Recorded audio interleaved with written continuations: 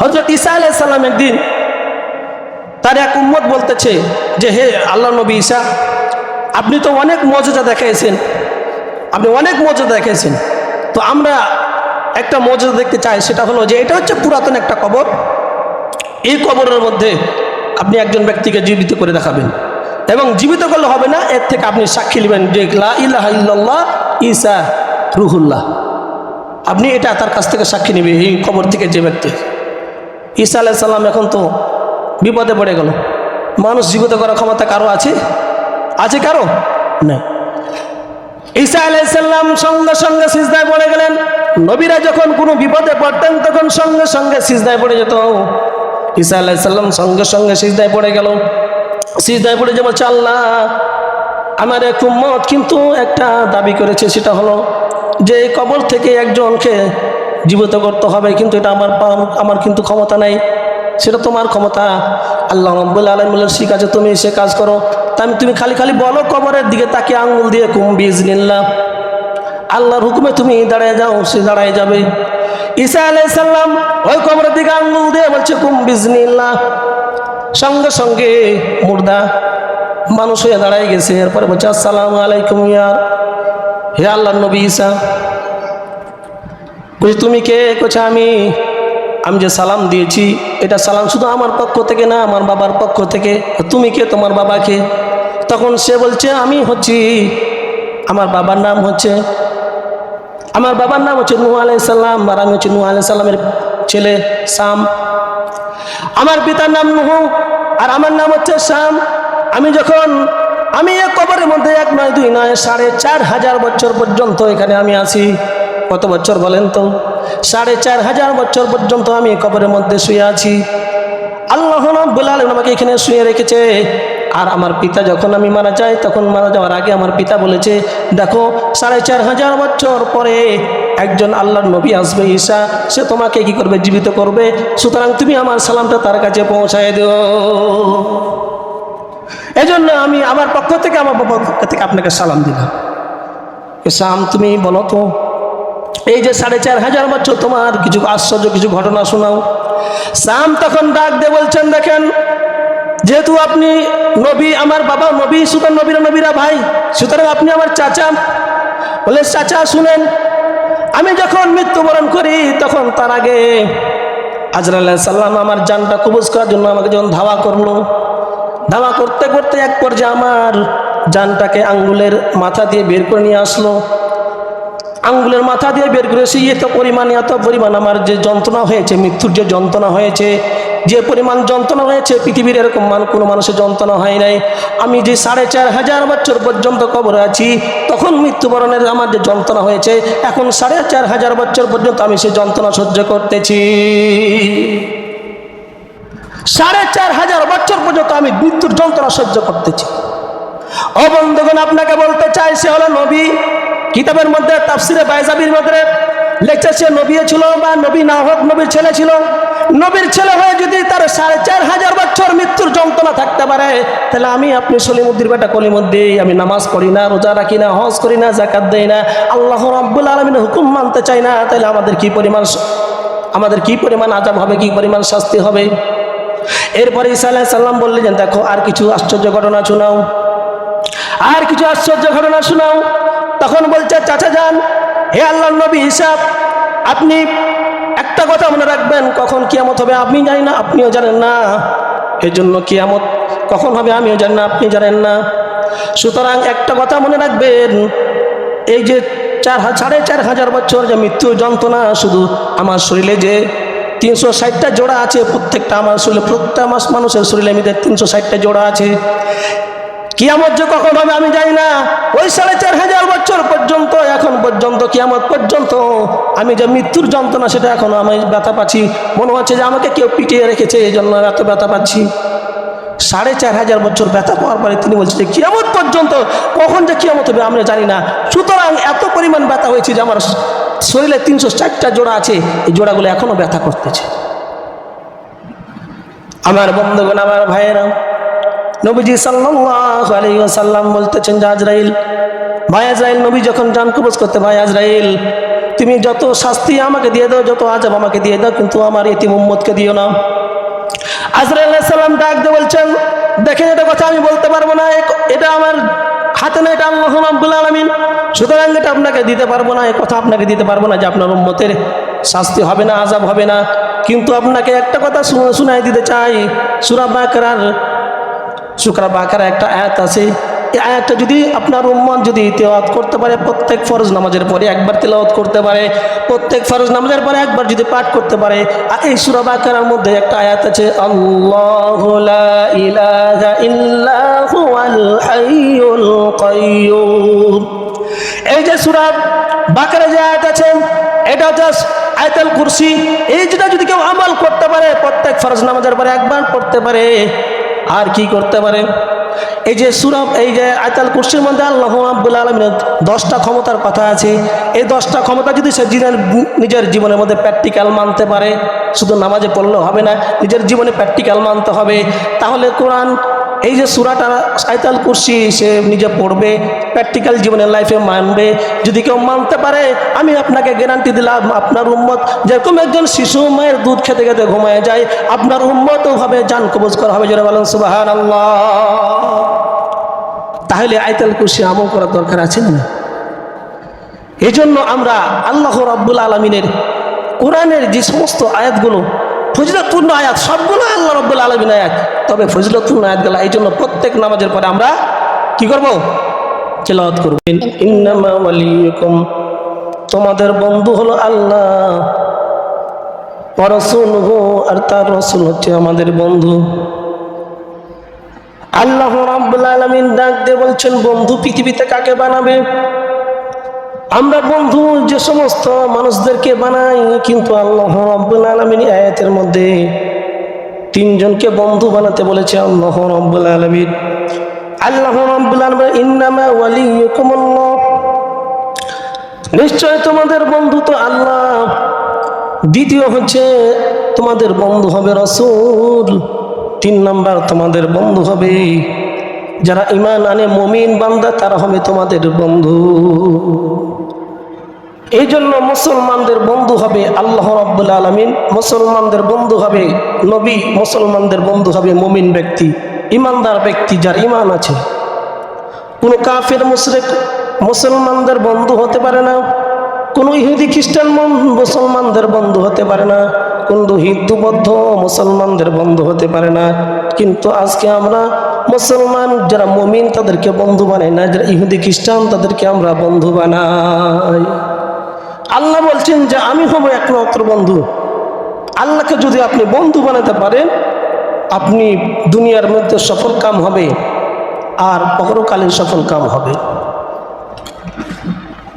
আমার বন্ধুগণ, আমার ভাইয়েরাম, বনী ইসরায়েলের এক লোক আল্লাহ রাব্বুল আলামিনকে ডাক দিয়ে বলতেছে, আল্লাহ আপনার কাছে আমি 500 বছর হায়াত চাই। আল্লাহ রাব্বুল আলামিন বলেন, 500 বছর হায়াত দিয়ে তুমি কি করবে?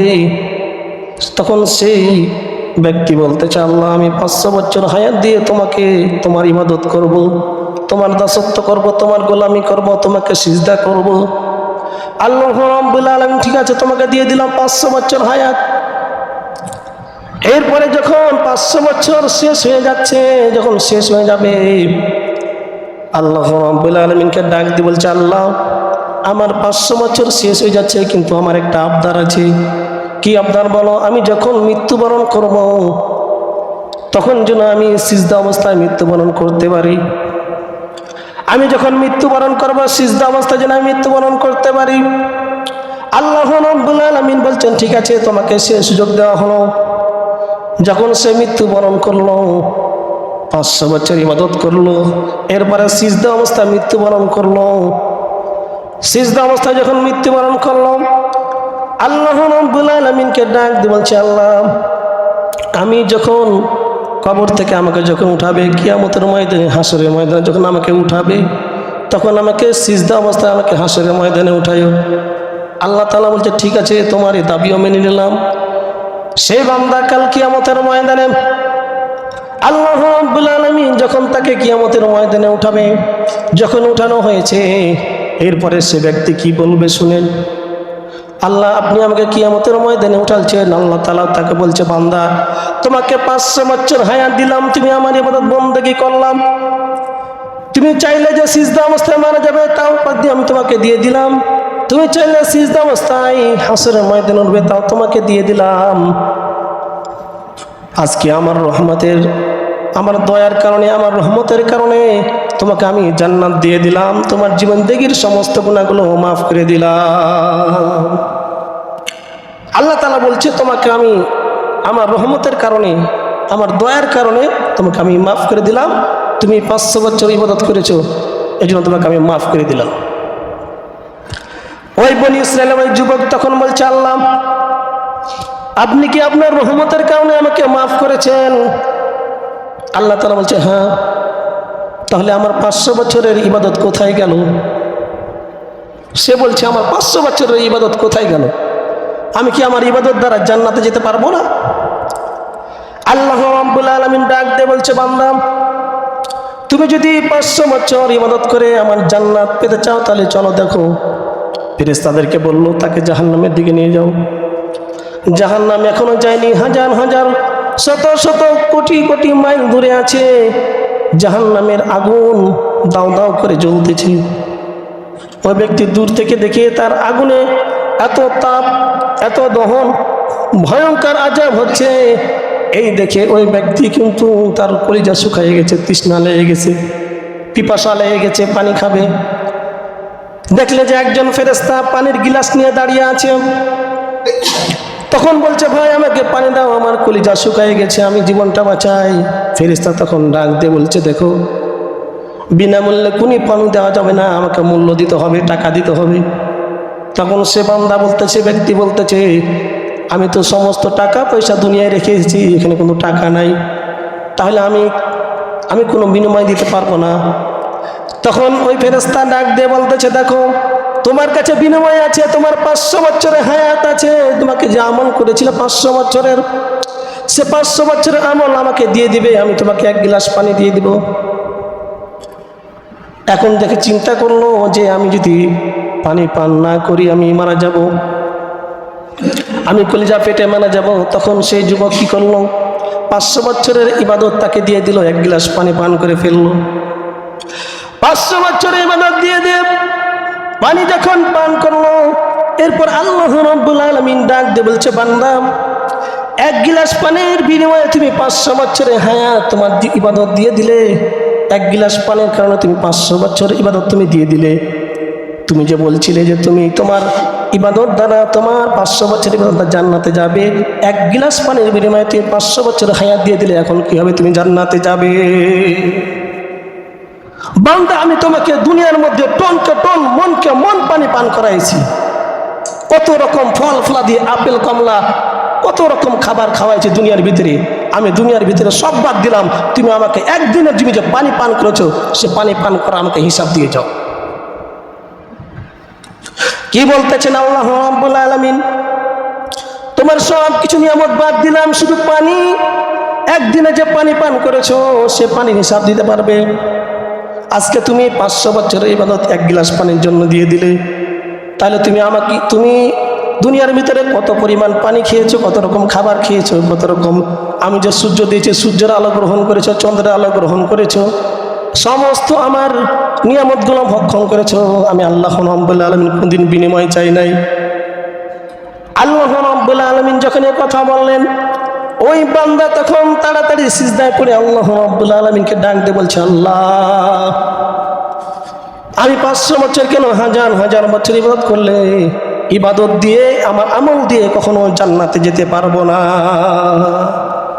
আজকে তাকাই দেখেন ঘটনাটা কি বুঝলেন? আমরা মনে করি 2 রাকাত 4 রাকাত নামাজ পড়ি, 5 ওয়াক্ত নামাজ পড়ি, তা জান্নাত আশা করি, এটা কখনো হতে পারে না। আল্লাহর রহমত ছাড়া, আল্লাহর দয়া ছাড়া কখনো কেউ জান্নাতে যেতে পারবে না। 500 বছর ইবাদত করে সে জান্নাত পাচ্ছে না, 1 গ্লাস পানি বিনিময়ে সে বিক্রি করে দিচ্ছে তার 500 বছরের হায়াত। এই জন্য আমার বন্ধুগণ, আল্লাহকে বন্ধু বানাতে হবে। আল্লাহ তাআলা বলেছেন, ইন্নামা ওয়ালিয়ুকুমুল্লাহ, আল্লাহ মাহবুবকে বন্ধু বানাতে হবে, অন্য কাউকে না। ওয়া রাসূলুহু, রাসূলকে বন্ধু বানাতে হবে। আমরা আল্লাহ রাব্বুল আলামিনকে বন্ধু বানাই না, রাসূলকে বন্ধু বানাই না।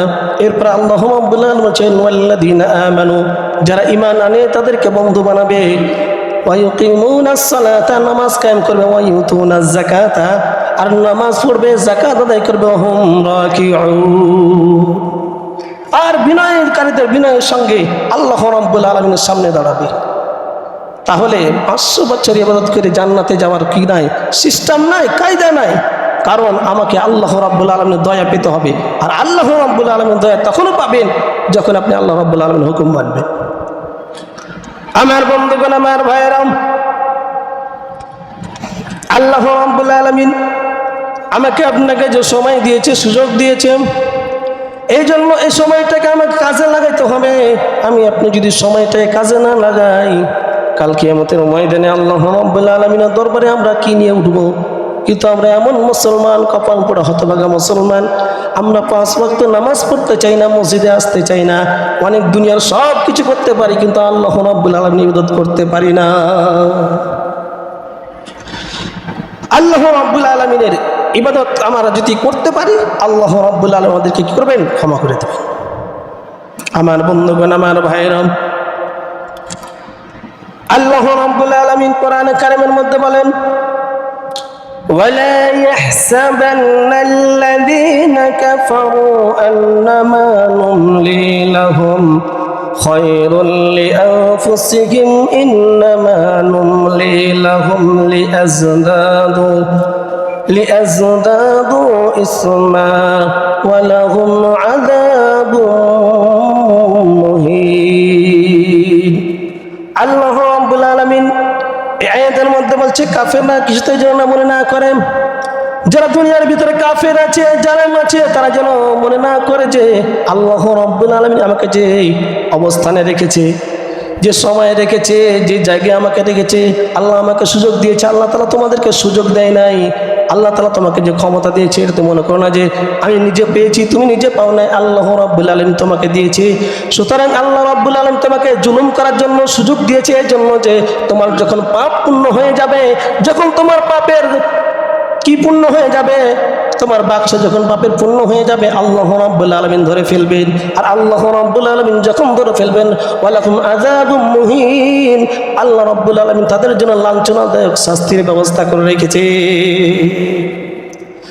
তাহলে যে সুযোগ, আমরা যে অবস্থানে আছি, মনে করছি আমরা আমার নিজের অবস্থানে আছি, আল্লাহ আমাকে দিয়েছে, আমার এই অবস্থান কখনো যাবে না, এটা যারা বিশ্বাস করবে, এটা যারা মানবে, এটা আল্লাহ রাব্বুল আলামিন তাদেরকে দিয়েছে। জুলুম করো, করতে থাকো। জুলুম যখন তোমার শেষ হয়ে যাবে, তোমার পাপের যখন বাক্স পূর্ণ হয়ে যাবে, তখন তুমি ধ্বংস হয়ে যাবে। আমার বন্ধুগণ, আমার ভাইরা, ফিরাউনের নাম সকলে শুনেছেন। এই ফিরাউন, আমরা সকলে মুসার কাহিনী শুনেছি, ফিরাউনের কাহিনী শুনিনি, কিন্তু ফিরাউনের জীবনী শুনে যান। আমরা মুসার কাহিনী শুনেছি যে মুসা ফিরাউনের বাড়িতে লালন পালন হয়েছে, কিন্তু আজকে ফিরাউনের জীবনী শুনে যান। আর দুনিয়ার ভিতরে মিলাই দেখেন যে এইরকম ফিরাউন দুনিয়ার ভিতরে আসছে না, আসে নাই। ঘটনাটা ভালো করে খেয়াল করে শুনবেন। ফিরাউন ছোট থেকে ছিল একটু বদমাইশ টাইপের, একটু চঞ্চল, গ্রামের মধ্যে খেলাধুলা করতো, যাকে তাকে মেরে দিয়ে চলে আসতো, এমনি এমনি মেরে দিল। প্রতিদিন বাড়িতে 10টা 12টা করে অভিযোগ আসতো তার বাপ মায়ের কাছে, তোমার ছেলে আমাকে মেরে দিয়েছে।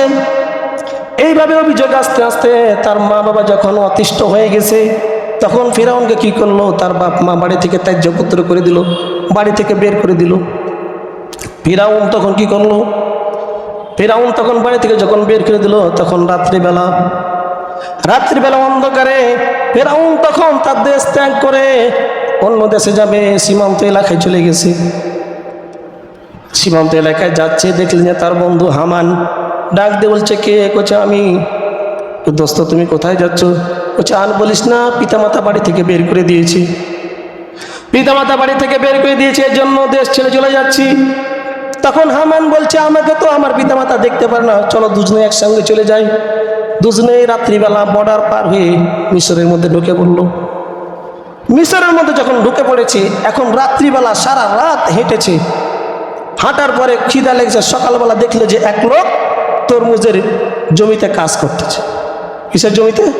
তরমুজের জমিতে। তরমুজের জমিতে যখন কাজ করছে তখন যে বলছে, চাচা আমাদের কিছু খাবার দেন, তরমুজগুলা দেন, অনেক খিদা পেয়েছি, সারা রাত সফর করে এসেছি, কিছু তরমুজ আমাদেরকে দেন। তখন সে চাচা বলছে যে তোমাদেরকে তরমুজ দিতে পারি, কিন্তু আমার গাছে তরমুজের গাছে পানি দিতে হবে। ফিরাউন আর হামান তখন দুই বন্ধু মিলে বলছে, ঠিক আছে, আগে তরমুজ দুইটা দেন, আগে খাই, পেটটা ভরি, তারপরে আপনার কাজ করে দিব। দুইটা তরমুজ দিয়েছে, খেয়েছে, খাওয়ার পরে দুইজন মিলে পানি দেওয়া শুরু করেছে গাছের ভিতরে। মরুভূমির ভিতরে তো পানি তো কত কষ্ট করে তুলতে হয় কূপ থেকে। এখন তো নদীতে পানি সব জায়গায় পানি আছে না নাই? তখন তার সব জায়গায় পানি নাই। এরপরে যখন তারা দেখলো যে মালিক যখন দেখলো যে কাজে ভালো ছিল দুইটা, তখন বললে যে আমার বাড়িতে কাজ করবে। ঠিক আছে, কাজ করব, তোমাদেরকে খালি থাকা খাওয়ার ব্যবস্থা করে দেবো, আর অন্য কোনো টাকা দিতে পারবো না। মালিক বলছে তোমাদেরকে থাকা খাওয়ার ব্যবস্থা, বাদ বাকি আমার কাজ করবা। তাইলে ফিরাউন জীবন শুরু করলো থাকা খাওয়ার ব্যবস্থা দিয়ে তরমুজের ভূঁয়ে। ভালো করে বুঝেন, এই ফিরাউন কাজ করতেছে, তাদের দিন চলতেছে, লম্বা ঘটনা। দিন যখন চলতে চলতে এক পর্যায়ে তার বন্ধু হামান বলতেছে, এই জন্য দুনিয়ার ভিতরে বন্ধু বানাবেন কাকে? আল্লাহ তাআলা বলছে, ইন্নামা ওয়ালিয়ুকুমুল্লাহ, আল্লাহকে বন্ধু বানাবেন, আর রাসূলকে বন্ধু বানাবেন। আর কাকে বন্ধু বানাবেন? ঈমানদার যারা মুসলমান তাদেরকে বন্ধু বানাবেন। হামান তখন বলছে, বন্ধু এভাবে আর চলতে দেওয়া যায় না, এভাবে আর কতদিন খাটবো তার বাড়িতে? এক কাজ করো, মিশরের মধ্যে কেন্দ্রীয় একটা গোরস্থানে দারওয়ানের একটা চাকরি এসেছে, সার্কুলার দিয়েছে, বিজ্ঞপ্তি দিয়েছে। সুতরাং তুমি উঁচা লম্বা আছো, তোমার চেহারা দেখতে সুন্দর আছে, তুমি এই গোরস্থানের কেন্দ্রীয় গোরস্থানের মধ্যে তুমি ইন্টারভিউ দিয়ে দাও। হামান যখন এই কথা বলেছে তখন ফিরাউন বলছে, তুই তো ভালো কথা বলেছিস দোস্ত। ফিরাউন তখন ওই যে তরমুজের খেতে কাজ করা বাদ দিয়ে তখন চলে গেল কেন্দ্রীয় গোরস্থানে দারওয়ানের কাজে চলে গেল। যাওয়ার পরে সে চাকরিটা পেয়ে গেল, সে দারওয়ানের কাজ করতে লাগলো গোরস্থানের ভিতরে। যত মানুষ মারা যায় সে এসে কি করে? দাফন করে। এক পর্যায়ে যখন সেখানে যখন থাকতে লাগলো, থাকতে থাকতে আমার বন্ধুগণ, আমার ভাইরা, এমন মানুষ আছে সময় মানুষ যখন মরে তাকে মাটি দেয়, যখন মানুষ মরে যায় তখন মাটি দেয়। এইদিকে তার বন্ধু কিন্তু তরমুজের খেতে কাজ করে হামান, আর ওইদিকে সে আছে কোথায়? কেন্দ্রীয় গোরস্থানে। সেখানে একটা ঘর ছিল, সে ঘরে বসবাস করত। এমন এক সময় এলো যে সময় মানুষ একটা মহামারী দেখা দিল, প্লেগ রোগ দেখা দিল, মানুষ প্রচণ্ড মানুষ মরতে লাগলো, অনেক মানুষ মরছে, হাজার হাজার মানুষ মরতে লাগলো। তখন হামানকে বলছে, বন্ধু তুমি চলে আসো আমার কাছে, দুজন বন্ধু এক জায়গাতে থাকবো, আর তরমুজের খেতে কাজ করার দরকার নেই। হামানকে ডেকে দিল। হামান তখন করছে, দোস্ত ঠিক আছে, এখন মানুষ মারা গেছে, মানুষ লাইন ধরে আছে, বিশাল বড় লাইন ধরে আছে, এতগুলো মানুষের কীভাবে মাটি দিবে? হামান তখন বুদ্ধি শিখে দিচ্ছে, বন্ধু বিনা পয়সায় কি দিলে হবে না, মাটি দিলে হবে না। এখন এখানে তুমি একটা নিয়ম জারি করে দাও যে যারা আগে মাটি দিতে চাইবে তারা আমাকে টাকা দিতে হবে, যে যত বেশি টাকা দিবে তত বেশি আগে লাশটা দাফন করা হবে। আমার বন্ধুগণ, আমার ভাইরা, এইভাবে চলতে লাগলো। এই জন্য বন্ধুগণ আমার, ঘুষ কোথায় থেকে এসেছে? ফিরাউন থেকে ঘুষ এসেছে, এটা অন্য কোনো জায়গা থেকে ঘুষ আসেনি। ভালো করে খেয়াল করে শুনবেন। ফিরাউন লাশের সঙ্গে ব্যবসা করা শুরু করলো, ঘুষ নেওয়া শুরু করলো। এই ফিরাউনের কাছ থেকে পৃথিবীতে ঘুষ এসেছে। সর্বপ্রথম সে লাশ দিয়ে ঘুষ নেওয়া শুরু করলো। এত পরিমাণ মানুষ মরেছে, সে রাতারাতি বিশাল বড় টাকার মালিক হয়ে গেল, অনেকগুলো টাকার মালিক হয়ে গেল। টাকার যখন মালিক হয়ে গেল, এখন হামান তাকে পরামর্শ দিচ্ছে, বন্ধু এতগুলো টাকা কিন্তু ঘরে রাখা যাবে না, এক কাজ করো, এই টাকাগুলো তুমি মানুষের কাছে ছেড়ে দাও। এই মানুষের কাছে কি করো? ছেড়ে দাও, মানুষের কাছে ছেড়ে দাও। 100 টাকায় 20 টাকা নেবে, 100 টাকায় 20 টাকা নেবে। ফিরাউন তখন হামানের কথা শুনে টাকাগুলো ছেড়ে দিল। 100 টাকা 20 টাকা নেবে, এটা সুদ নাকি? কি এটা? তাহলে ফিরাউন ঘুষে চালু করলে, সুদও চালু করলে। যখন চালু করে দিল, দেশের মধ্যে একটা নামি দামি ব্যক্তি হয়ে গেল, যে এত টাকার মালিক, লক্ষ লক্ষ কোটি টাকার মালিক হয়ে গেল। তখন ফিরাউনকে যখন হামান বলছে, দোস্ত আর এভাবে কতদিন চলবে? যারা অভাব দরিদ্র লোক আছে তাদের সঙ্গে দেখা করো, তাদেরকে সহযোগিতা করো। দেশের মধ্যে কাজ চালাতে লাগলো। কাজ চলতে চলতে চলতে চলতে বিশাল জনপ্রিয় লোক হয়ে গেল, ভাইরাল হয়ে গেল, পুরা মিশরের মধ্যে ভাইরাল হয়ে গেল। এখন তাকে হামান বলছে, দোস্ত এখনকার যে প্রধানমন্ত্রী আছে, সুতরাং তার সঙ্গে তুমি কিছু ফল মূল্যে দেখা করো, হতে পারে তোমাকে এর চেয়ে বড় চাকরি দিতে পারে। এখন তো তুমি গোরস্থানের দারোয়ান আছো, এই গোরস্থানের দারোয়ান কতদিন থাকবে, অন্য একটা বড় কাজ করতে হবে। সব কিন্তু বন্ধু শিখাচ্ছে, ফিরাউনের বন্ধু হামান শিখাচ্ছে সব। হামান তখন বললো যখন যে ঠিক আছে, তখন ফিরাউন অনেকগুলো ফল ফ্রুট নিয়ে ওই প্রধানমন্ত্রীর সঙ্গে দেখা করলো। দেখা করে দেখলো যে চেহারা মাশাআল্লাহ খুব সুন্দর, একবারে টকবকে যুবক, যে লম্বা, ফিরাউন কি পরিমাণ লম্বা তো দেখেছেন। এই ফিরাউনকে দেখে তো বলছে যে ঠিক আছে, তোমাকে আজ থেকে ওই দারোয়ানে কাজ করতে হবে না, তুমি আমার এখানে কাজ করো, আমার আন্ডারে। তার আন্ডারে কাজ শুরু করে দিল। লম্বা ঘটনা, কাজ যখন শুরু করে দিল, এক পর্যায়ে ওই দেশের প্রধানমন্ত্রী যখন হঠাৎ করে হার্ট অ্যাটাক করে মারা গেল, আর পুরা দেশের কিন্তু মানুষ কিন্তু তাকে চিনে, ফিরাউনকে চিনে, কেন সে টাকা ছেড়ে রেখেছে, সমস্ত মানুষকে সহযোগিতা করে। এখন যখন তাকে চিনে, যখন মরে গেল, যখন মরে যাওয়ার পরে ওই প্রধানমন্ত্রী যখন মরে গেছে, এখন মরে যাওয়ার পরে ফিরাউন তা হামানকে শিখাই দিচ্ছে। হামান ফিরাউনকে শিখাচ্ছে, দোস্ত এখন একজন ব্যক্তি আছে, তার মন্ত্রী, ওকে যদি কোনো রকমে মেরে ফেলা যায় তাহলে তুমি কিন্তু প্রধানমন্ত্রী হয়ে যাবে।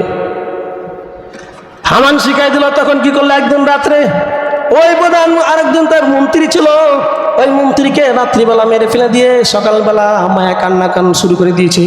কে মারলো রে, কে মারলো রে, কে কিনলো, কে কাজ করলো, মায়া কান্না শুরু করে দিল। এই যে মায়া কান্না শুরু করলো, এই মায়া কান্না শুরু করার পরে মানুষ তো বলছে ঠিক আছে, এখন কাকে দেওয়া যায়, প্রধানমন্ত্রী, এই লোকটার যোগ্যতা আছে, চেহারা সুদ ভালো আছে, এ অনেক টাকার মালিক, সুতরাং একে দিয়ে দাও। ফিরাউনকে রাষ্ট্রপ্রধান দিয়ে দিল। ফিরাউন পুরা রাষ্ট্রের কি হয়ে গেল, প্রধানমন্ত্রী হয়ে গেল। কোথায় ছিল তরমুজের খেতে কাজ করতো, কোথায় দারোয়ান ছিল গোরস্থানের, এখন কোথায় গেল, প্রধানমন্ত্রী হয়ে গেল। ঘটনাটা ভালো করে শুনবেন আমার ভাইয়েরা, আমার বন্ধুগণ, কি বলতেছি।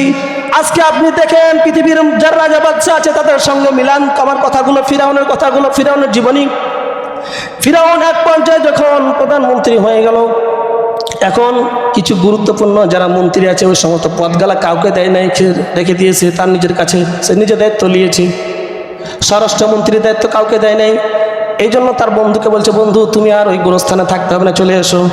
হামানকে তখন স্বরাষ্ট্রমন্ত্রী বানায় দিল। হামান কি করলো, স্বরাষ্ট্রমন্ত্রী বানায় দিল। আমি এইগুলো মন গড়া কথা বলতেছি না, তাফসিরে ইবনে জারির তাবারিতে একবার স্পষ্ট ঘটনা লাগতেছে। আমার বন্ধুগণ, আমার ভাইরাম, ফিরাউন যখন এই যে রাষ্ট্র চালাতে শুরু করলো, এখন হামান ডাক দিয়ে বলছে, বন্ধু এখন তুমি প্রধানমন্ত্রী হয়েছো, আরো উপরে উঠতে হবে। তখন ফিরাউন ডাক দিয়ে বলছে, দেখো আমি ছিলাম তরমুজের কামলা, তরমুজের ক্ষেতের কামলা, এরপরে গোরস্থানের দারোয়ান, এখন প্রধানমন্ত্রী হয়েছে, আর কত বড়, আর কত উপরে উঠবো।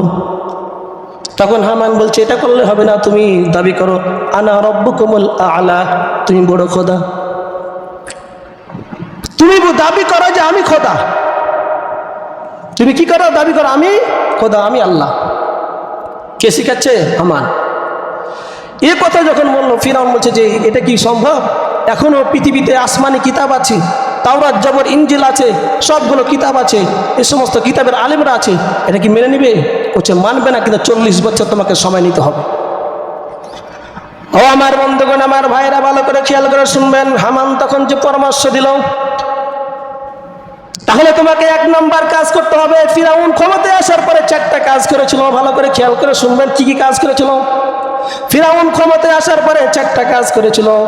নাম্বার 1 হলো, হামান শিখাই দিল, বন্ধু 1 নম্বর কাজ করবে, আসমানি যত কিতাব আছে এই সমস্ত কিতাবের শিক্ষা আমাকে বন্ধ করে দিতে হবে। আসমানি কিতাবের যত শিক্ষা আছে সমস্ত কিতাবের শিক্ষাগুলো বন্ধ করে দিতে হবে দেশের ভিতরে। দেশের ভিতরে যখন আসমানি কিতাব শিক্ষা বন্ধ করে দিল, আসমানি কিতাবের কোনো শিক্ষা বন্ধ করে দিল যখন, তখন কেউ শিখতে পারবে না, কেউ পড়তে পারবে না। তাওরাত, জবর আর সহিফা যারা আছে, কোরআনগুলো আর যত কিতাবগুলো ছিল সমস্ত বন্ধ করে দিল। এটা যখন বন্ধ করে দিয়েছে, এখন পরে বলছে এখন কি করবো, বলছে এটা বন্ধ করে দিয়েছো, এখন আরেকটা কাজ করতে হবে, 2 নম্বর কাজ করতে হবে। 2 নম্বর কাজ হলো আসমানি কিতাব যারা শিক্ষা দেয় এই সমস্ত আলেমদেরকে তুমি, এই সমস্ত আলেমদেরকে, পণ্ডিতদেরকে তুমি কি করবে? এই সমস্ত আলেম পণ্ডিতদেরকে দুনিয়া থেকে বিদায় করে দিবে, কারণে অকারণে জেলখানায় ভরে দিবে, তাদেরকে ধ্বংস করে দিবে। 2 নম্বর কাজ নিয়ে নিল, 2 নম্বর কাজ শুরু করে দিল। দেশের মধ্যে হরতালাম শুরু হয়ে গেল। যে সমস্ত আলেমরা ছিল, তাওরাত জবর ইনজিলের কিতাবের আলেম ছিল, অনেক শৈবার যারা আলেম ছিল তাদেরকে কি করলো? ধরে তাদেরকে জেলখানায় ভরে দিল। এই 2টা কাজ যখন শুরু করলো, এখন 3 নম্বর কি করতে হবে? এইভাবে 10 বছর ধরে 20 বছর চলে গেল। 10 বছর ওই কাজ করেছে, কোরআন শিক্ষা বন্ধ করে দিয়েছে। এই মূর্খ হয়ে যাবে, কোরআনে কোনো শিক্ষা থাকবে না। এরপরে যখন বললে আলেমদেরকে যখন ধরে বেড়ে দাও, তখন তাদের নামও নিবে না। শুধু আলেমদেরকে বললে হবে না, তাদেরকে এমন, তাদের জীবনের মধ্যে এমন একটা ট্যাগ লাগাই দিবে, তাদের জীবনে এমন একটা কলঙ্ক লাগাই দিবে যে যা পৃথিবীর কোনো মানুষ তাদেরকে ভালো না বাসে, যাতে পৃথিবীর কোনো মানুষ তাদেরকে, সমস্ত মানুষ যেন তাদেরকে ঘৃণা করে, এমন একটা তাদের অধমত লাগাই দেবা, এমন একটা তাদের উপরে কি লাগাই দেবা? মিথ্যা অপবাদ লাগাই দেবা, যেন পৃথিবীর কোনো মানুষ তাদেরকে ভালো না বাসে। আমার বন্ধুগণ, আমার ভাইরা, এই পর্যায়ে 10 বছর 20 বছর চলে গেল, 10 বছর 20 বছর চলে গেল, বাকি আরো 20 বছর আছে। আমার তখন বলছে, বন্ধু আর একটা কাজ করা লাগবে। এই 10 বছর একটা কাজ করবে। কি কাজ? আর একটা কাজ হলো নারী পুরুষকে এক জায়গায় কাজের ব্যবস্থা করে দিতে হবে। নারী পুরুষ যেন এক জায়গায় কাজ করে, নারী পুরুষ যেন এক অফিসে কাজ করে, নারী পুরুষ যেন এক জায়গাতে কাজ করে।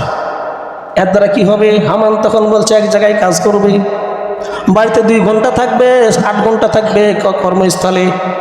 তখন স্বামীর চেয়ে বসকে বেশি ভালোবাসবে, যেটা বলেন ঠিক কিনা? যখন স্বামীর চেয়ে বসকে যখন ভালোবাসবে, এক পর্যায়ে জেনার মাধ্যমে তাদের সন্তানগুলো যে হবে, এই সন্তানগুলো যার সন্তান হবে, 10 বছরে যার সন্তান হবে। আমার বন্ধুগণ, কিতাবের মধ্যে লেগেছে, এই সিস্টেম যখন চালু করে দিল, নারী পুরুষ এক জায়গাতে কাজ যখন চালু করে দিল, তখন ওই বছর, ওই 10 বছর 12,000 যার সন্তান তৈরি হয়েছিল, যেটা বলেন নাউজুবিল্লাহ। 10 বছর নারী পুরুষ এক জায়গাতে কাজ যখন ব্যবস্থা হয়ে গেল, তখন ওই 10 বছরে 12,000 যার সন্তান তৈরি হয়েছিল। এখন বলছে, দোস্ত, এখন তো যার সন্তান তৈরি হলো, এই সমস্ত সন্তানগুলো এখন কি করবে? এই সমস্ত সন্তানগুলোকে কাজ করাতে হবে। কি কাজ? আমান ডাক দিয়ে বলছে, বন্ধু, এ কাজ করে তুমি শুধু এটা মনে করলে হবে না, সবাই কিন্তু তোমাকে আনা রব্বুকুমুল আলা মেনে নিবে না।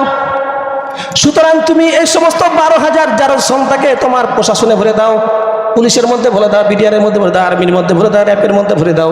এই সমস্ত 12,000 যার সন্তানকে তুমি কিসে ভরে দাও? সেনাবাহিনীর মধ্যে লাগাই দাও। ফিরাউন হামানের কথা শুনে ফিরাউন লাগাই দিল।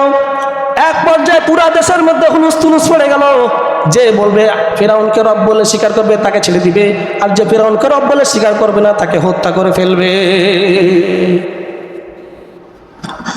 আমার বন্ধুগণ, আমার ভাইরা, এই 4টা কাজ যে বললাম, এই 4টা কাজ ফিরাউন শুরু করলো। শুরু করে দেওয়ার পরে ফিরাউন বলছে, আনা রব্বুকুমুল আলা, আমাকে যে মানবি সে বাঁচবি, আমাকে যে মানবি না সে দুনিয়া থেকে বিদায় হয়ে যাবি। আজকে তাকায় দেখেন আমার বন্ধুগণ, পৃথিবীর অনেক রাজা বাদশাহ কাজ করেছে না করে নাই? আজকে পৃথিবীর পৃথিবীর দিকে তাকায় দেখেন, হাজার হাজার আলেমদেরকে জেলখানার মধ্যে ভরে রেখেছে কোরআনের শিক্ষাগুলো। আমি বাংলাদেশের একটা কথা বলে দেখেন, বিগত 16 বছরের ভিতরে কোরআন শিক্ষা বন্ধ করে দিয়েছে। স্কুল, কলেজ, ভার্সিটি, মাদ্রাসার মধ্যে দিয়ে কোরআন শিক্ষা বন্ধ করে দিয়েছে। এটা একটাই কারণ, এই জন্য যে মুসলমানদের সন্তানদেরকে হিন্দুত্ববাদী কায়েম করার জন্য, মুসলমানদের সন্তানদেরকে হিন্দু বানানোর জন্য, মুসলমানদেরকে হিন্দুত্ববাদী কায়েম করার জন্য বাংলাদেশে পরিকল্পনা চলছিল। কিন্তু আল্লাহ রাব্বুল আলামিন সহায় হয়ে আল্লাহ রাব্বুল আলামিন ধ্বংস করে দিয়েছে। তাহলে ফিরাউনের জীবনে তারা কি বুঝতে পারলো? মিলাই দেখেন ফিরাউনের জীবনী। এই জন্য ফিরাউন আর লেডি ফিরাউন একই রকম, তাদের জীবনী পড়ে তারা আজকে যারা জুলুম করতেছে, নির্যাতন করতেছে পৃথিবীর ভিতরে, আজকে তাকায় দেখেন এই যে আমেরিকা, এই তাকায় দেখেন ইসরায়েল, এই সমস্ত জালেমরা তাদের এই ফিরাউনের জীবনী পড়ে মুসলমানদের উপর নির্যাতন করতেছে। ফিরাউন যেরকম নির্যাতন করেছিল ওই সময় মুসলমানদের উপরে, আজকে দেখেন ইসরায়েল, আমেরিকা এরা মুসলমানদেরকে একচোট্টা মারা শুরু করেছে। আফগানিস্তানকে মেরেছে, 20 বছর কিছু করতে পারে নাই, আফগানিস্তানে কিছু করতে পারে নাই। আফগানিস্তান মাথা চালাতে উঠেছে, আল্লাহ রাব্বুল আলামিন তাদেরকে উপরে উঠাই দিয়েছে। এরা ইরাককে তারা ধ্বংস করে দিয়েছে, ইরাক এখন মাথা চালাতে উঠেছে।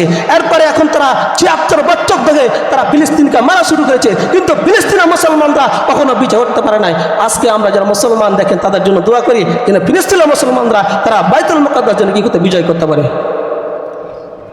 আমার বন্ধুগণ, আমার ভাইরা, এই জন্য যারা মনে করে যে আল্লাহ আমাদেরকে এখানে দিয়েছে, আমাকে আমি এখানে দিয়েছে, আমি নিজের যোগ্যতা এসেছি, আমি আর কোনোদিন সরব না, এটা না। আল্লাহ রাব্বুল আলামিন বলেন ওয়ালা ইয়াহসাবান্নাল্লাযীনা কাফারু, কাফেররা যেন মনে না করে যে আমি এখানে থাকবো। আল্লাহ তোমাকে দিয়েছে, তুমি জুলুম করো, কিন্তু তোমার যখন জুলুমের পাপের পূর্ণ হয়ে যাবে তখন তোমাকে ধ্বংস করে দিবে।